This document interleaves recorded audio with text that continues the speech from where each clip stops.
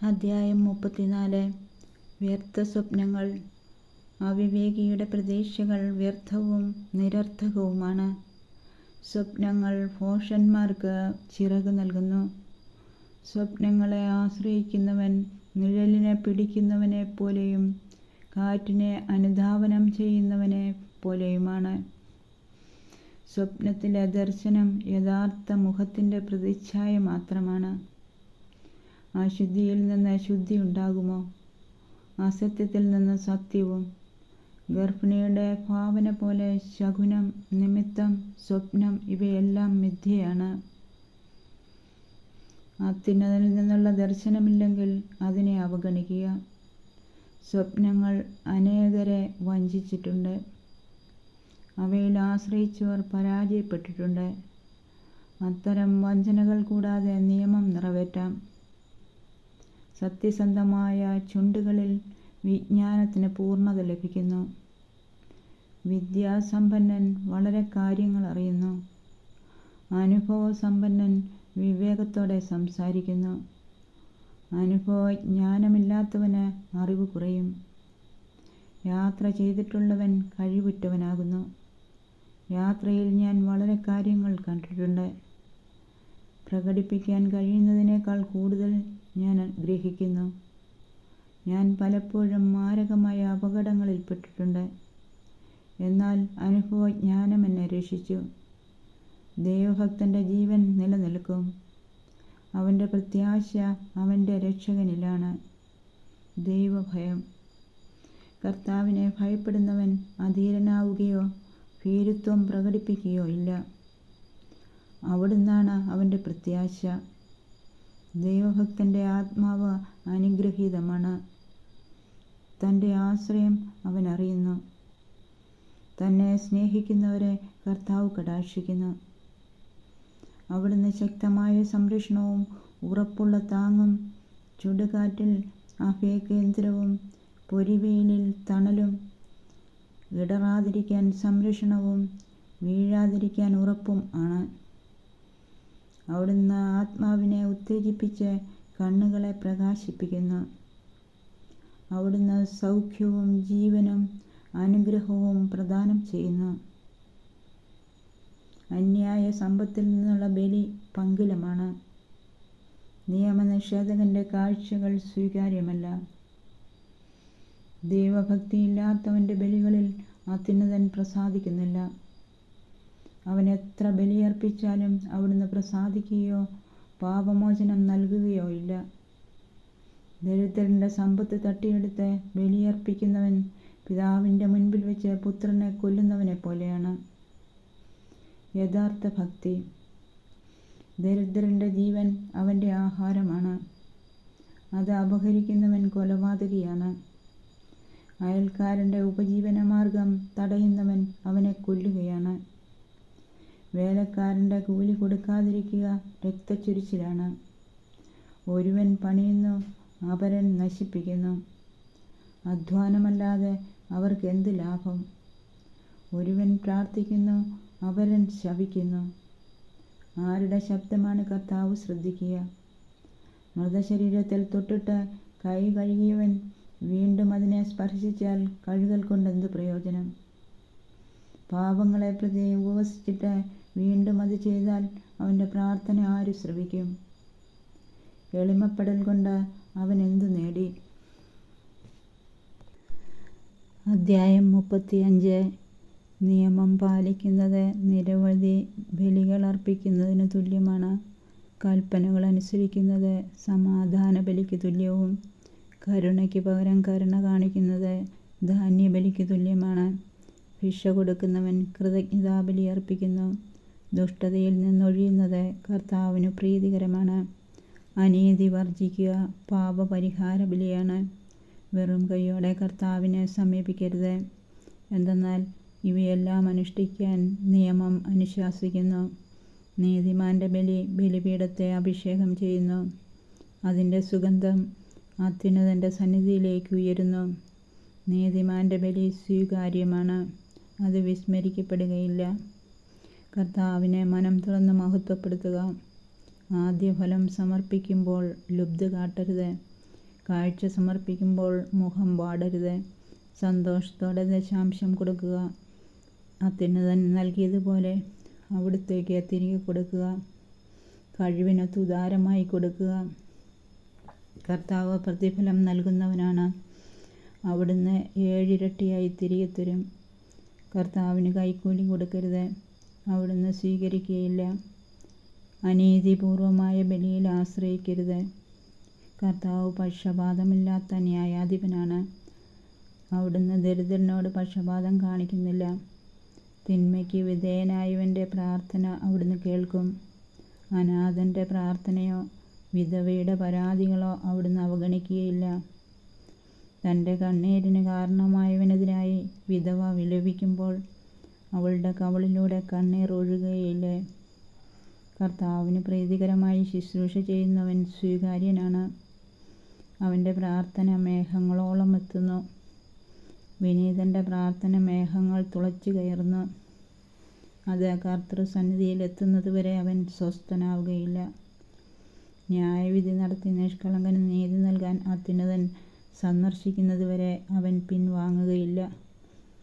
കർത്താവ് വൈകുകയോ സ്വസ്ഥനായിരിക്കുകയോ ഇല്ല. അവിടുന്ന് നിർദ്ദയൻ്റെ അരക്കെട്ട് തകർക്കുകയും ജനതകളോട് പകരം വീട്ടുകയും ചെയ്യും. ധിക്കാരികളുടെ കൂട്ടത്തെ നിർമ്മാർജ്ജനം ചെയ്യുകയും അനീതി പ്രവർത്തിക്കുന്നവൻ്റെ ചെങ്കോൽ തകർത്ത് കളയുകയും ചെയ്യും. മനുഷ്യന് പ്രവൃത്തിക്കൊത്തും പ്രയത്നങ്ങൾക്ക് അവയുടെ വൈഭവത്തിനനുസരിച്ചും അവിടുന്ന് പ്രതിഫലം നൽകും. തൻ്റെ ജനത്തിൻ്റെ പരാതികൾക്ക് വിധി കൽപ്പിച്ച് തൻ്റെ കരുണയിൽ അവരെ ആനന്ദിപ്പിക്കും. വരൾച്ചയുടെ നാളുകളിൽ മഴക്കാറുപോലെ കഷ്ടതയിൽ കർത്താവിൻ്റെ കരുണ ആശ്വാസപ്രദമാണ്. അധ്യായം 36. ഇസ്രായേലിൻ്റെ രക്ഷയ്ക്ക് വേണ്ടി പ്രാർത്ഥന. എല്ലാറ്റിൻ്റെയും ദൈവമായ കർത്താവേ, ഞങ്ങളെ കാരുണ്യപൂർവ്വം കടാക്ഷിക്കണമേ. എല്ലാ ജനതകളും അങ്ങയെ ഭയപ്പെടാനിടയാക്കണമേ. ജനതകൾക്കെതിരെ അവിടുന്ന് കരമുയർത്തണമേ. അവിടുത്തെ ശക്തി അവർ ദർശിക്കട്ടെ. അവരുടെ മുമ്പിൽ ഞങ്ങൾ അങ്ങയെ മഹത്വപ്പെടുത്തുന്നത് പോലെ ഞങ്ങളുടെ മുമ്പിൽ അവർ അവിടുത്തെ മഹത്വപ്പെടുത്തുവാൻ ഇടയാക്കണമേ. കർത്താവേ, ഞങ്ങൾ അങ്ങയെ അറിഞ്ഞതുപോലെ അവരും അങ്ങയെ അറിയുകയും അങ്ങല്ലാതെ മറ്റൊരു ദൈവമില്ലെന്ന് മനസ്സിലാക്കുകയും ചെയ്യട്ടെ. അടയാളങ്ങളും അത്ഭുതങ്ങളും വീണ്ടും പ്രവർത്തിച്ച് അങ്ങയുടെ കരബലം പ്രകടമാക്കണമേ. കോപത്തെ ഉണർത്തി ക്രോധം വർഷിച്ച് ശത്രുവിനെ നിശേഷം നശിപ്പിക്കണമേ. വാഗ്ദാനം അനുസ്മരിച്ച് അങ്ങ് കാലത്തെ ത്വരിപ്പിക്കണമേ. അങ്ങയുടെ കരുത്തേറിയ പ്രവർത്തനങ്ങളെ ജനം പ്രകീർത്തിക്കട്ടെ. അവശേഷിക്കുന്നവൻ അങ്ങയുടെ കോപാഗ്നിയിൽ ദഹിക്കുകയും അവിടുത്തെ ജനത്തെ ദ്രോഹിക്കുന്നവർ നാശമടയുകയും ചെയ്യട്ടെ. ഞങ്ങൾക്ക് തുല്യം മറ്റാരുമില്ലെന്ന് ജൽപ്പിക്കുന്ന ശത്രു രാജാക്കന്മാരുടെ തല തകർക്കണമേ. യാക്കോബിൻ്റെ ഗോത്രങ്ങളെ ഒരുമിച്ച് കൂട്ടുകയും അവരുടെ അവകാശം മുമ്പിലത്തെ പോലെ അവർക്ക് നൽകുകയും ചെയ്യണമേ. കർത്താവേ, അങ്ങയുടെ നാമത്തിൽ വിളിക്കപ്പെട്ട ജനത്തിൻ്റെ മേൽ ആദ്യജാതനെ പോലെ അങ്ങ് പരിഗണിച്ച ഇസ്രായേലിൻ്റെ മേൽ കരുണയുണ്ടാകണമേ. അങ്ങയുടെ വിശുദ്ധ മന്ദിരം സ്ഥിതി ചെയ്യുന്ന നഗരത്തോട്, അങ്ങയുടെ വിശ്രമ സങ്കേതമായ ജെറൂസലമിനോട് കരുണ തോന്നണമേ. അങ്ങയുടെ അത്ഭുത പ്രവൃത്തികളുടെ ഘോഷം കൊണ്ട് സിയോനെ നിറയ്ക്കണമേ. അങ്ങയുടെ മഹത്വം കൊണ്ട് അങ്ങയുടെ ആലയത്തെയും അങ്ങയുടെ ആദ്യ സൃഷ്ടികൾക്ക് സാക്ഷ്യം നൽകണമേ. അങ്ങയുടെ നാമത്തിൽ അരുളി ചെയ്യപ്പെട്ട പ്രവചനങ്ങൾ പൂർത്തിയാക്കണമേ. അങ്ങയ്ക്ക് വേണ്ടി കാത്തിരിക്കുന്നവർക്ക് പ്രതിഫലം നൽകണമേ. അങ്ങയുടെ പ്രവാചകന്മാരുടെ വിശ്വാസ്യത തെളിയട്ടെ. കർത്താവേ, അങ്ങയുടെ ജനത്തിന് അഹ്റോൻ നൽകിയ അനുഗ്രഹത്തിനൊത്ത് അങ്ങയുടെ ദാസരുടെ പ്രാർത്ഥന കേൾക്കണമേ. അങ്ങാണ് യുഗങ്ങളുടെ ദൈവമായ കർത്താവെന്ന് ഭൂമിയിലുള്ള സകല ജനതകളും അറിയട്ടെ. ശ്രേഷ്ഠമായത് തിരഞ്ഞെടുക്കുക. ഉദരം ഏത് ഭക്ഷണവും സ്വീകരിക്കുന്നു, എങ്കിലും അവയ്ക്ക് തമ്മിൽ ഭേദമുണ്ട്.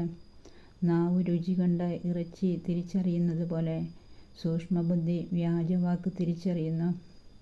കുടിലബുദ്ധി ദുഃഖം വിതയ്ക്കുന്നു. അനുഭവസമ്പന്നൻ അതിന് പകരം വീട്ടും. സ്ത്രീ ഏത് പുരുഷനെയും സ്വീകരിക്കും, എന്നാൽ പുരുഷൻ എല്ലാ സ്ത്രീകളെയും അനുരൂപകളായി പരിഗണിക്കുന്നില്ല. സ്ത്രീയുടെ സൗന്ദര്യം പുരുഷനെ സന്തുഷ്ടനാക്കുന്നു. മറ്റെല്ലാ ആഗ്രഹങ്ങൾക്കും ഉപരിയാണത്. അവളുടെ ഭാഷണം വിനയവും സൗമ്യതയും നിറഞ്ഞതാണെങ്കിൽ അവളുടെ ഭർത്താവ് മറ്റുള്ളവരെക്കാൾ ഭാഗ്യവാനാണ്. ഭാര്യയാണ് പുരുഷൻ്റെ ഏറ്റവും വലിയ സമ്പത്ത്. അവൻ്റെ തുണയും താങ്ങും അവൾ തന്നെ. വേലിയില്ലാത്ത വസ്തു കൊള്ള ചെയ്യപ്പെടും. ഭാര്യയില്ലാത്തവൻ നെടുവീർപ്പിട്ടുകൊണ്ട് അലഞ്ഞു നടക്കും. നഗരം തോറും ചുറ്റി നടക്കുന്ന കൊള്ളക്കാരനെ ആര് വിശ്വസിക്കും? അതുപോലെ വീടില്ലാതെ അലഞ്ഞു നടക്കുകയും എത്തുന്നിടത്ത് അന്തി ഉറങ്ങുകയും ചെയ്യുന്നവനെ ആര് വിശ്വസിക്കും? അധ്യായം 37. യഥാർത്ഥ സ്നേഹിതൻ. ഞാനും നിന്റെ സ്നേഹിതനാണെന്ന് എല്ലാവരും പറയും, എന്നാൽ ചിലർ നാമമാത്ര സുഹൃത്തുക്കളാണ്. സ്നേഹിതൻ ശത്രുവായി മാറുന്നത് മരണതുല്യമായ ദുഃഖമല്ലേ? ദുഷിച്ച ഭാവനയെ, ലോകത്തെ വഞ്ചന കൊണ്ട് നിറയ്ക്കാൻ നീ എന്തിനുണ്ടായി? ചില സ്നേഹിതന്മാർ കൂട്ടുകാരൻ്റെ സന്തോഷത്തിൽ ആനന്ദിക്കുന്നു, എന്നാൽ ആപത്ത് വരുമ്പോൾ അവനെതിരായി തിരിയും. ചിലർ സ്നേഹിതനെ സഹായിക്കുന്നത് ഉദരപൂരണത്തിനു വേണ്ടിയാണ്, എങ്കിലും യുദ്ധം വരുമ്പോൾ അവർ അവനു വേണ്ടി പരിചയായി നിൽക്കും. സ്നേഹിതനെ മറക്കരുത്. നിന്റെ ഐശ്വര്യകാലത്ത് അവനെ അവഗണിക്കരുത്. എല്ലാ ഉപദേശകരും മാർഗനിർദ്ദേശം നൽകുന്നു, എന്നാൽ ചിലരുടെ ഉപദേശം സ്വാർത്ഥപരമാണ്. ഉപദേശകനെ സൂക്ഷിച്ചുകൊള്ളുക. ആദ്യം അവൻ്റെ ലക്ഷ്യം ഗ്രഹിക്കണം. അവൻ നിന്നെ ചതിച്ചെന്ന് വരാം. സ്വാർത്ഥ ലാഭമായിരിക്കാം അവൻ്റെ ഉന്നം. നിന്റെ മാർഗം സുരക്ഷിതമാണ് എന്ന് പറഞ്ഞിട്ട് നിനക്കെന്ത് സംഭവിക്കുന്നു എന്ന് കാണാൻ അവൻ മാറി നിൽക്കും. നിന്നെ സംശയിക്കുന്നവനോട് ഉപദേശം ചോദിക്കരുത്. അസൂയാലുവിനോട് നിന്റെ ലക്ഷ്യം വെളിപ്പെടുത്തരുത്. സ്ത്രീയോട് അവളുടെ പ്രതിദ്വന്ദ്വിയെപ്പറ്റിയോ, ഭീരുവിനോട് യുദ്ധത്തെപ്പറ്റിയോ, വ്യാപാരിയോട് വിലയെപ്പറ്റിയോ, വാങ്ങുന്നവനോട് വിൽപ്പനയെപ്പറ്റിയോ, വിദ്വേഷിയോട് നന്ദിയെപ്പറ്റിയോ, ക്രൂരനോട് കരുണയെപ്പറ്റിയോ, അലസനോട് അധ്വാനത്തെപ്പറ്റിയോ, ഒരു വർഷത്തേക്ക് കൂലിക്കെടുത്തവനോട് ജോലി പൂർത്തിയാക്കുന്നതിനെപ്പറ്റിയോ, മടിയനായ ദാസനോട് വലിയ ഉദ്യമത്തെപ്പറ്റിയോ ആലോചന നടത്തരുത്. ഇത്തരക്കാരോട് ഉപദേശം തേടരുത്. ദൈവഭക്തനും കൽപ്പനകൾ പാലിക്കുന്നവനെന്ന് ഉറപ്പുള്ളവനും നിന്റെ സ്വഭാവത്തിനിണങ്ങുന്നവനും നിന്റെ പരാജയത്തിൽ സഹതപിക്കുന്നവനുമായ ഒരുവനോട് എപ്പോഴും ഒട്ടി നിൽക്കുക. നിന്റെ ഹൃദയത്തിൻ്റെ ഉപദേശം സ്വീകരിക്കുക. അതിനേക്കാൾ വിശ്വാസ്യമായി എന്തുണ്ട്? ഗോപുരത്തിന് മുകളിലിരുന്ന് നിരീക്ഷിക്കുന്ന 7 പേരെക്കാൾ സ്വന്തം ഹൃദയമാണ് കൂടുതൽ വിവരങ്ങൾ നൽകുന്നത്.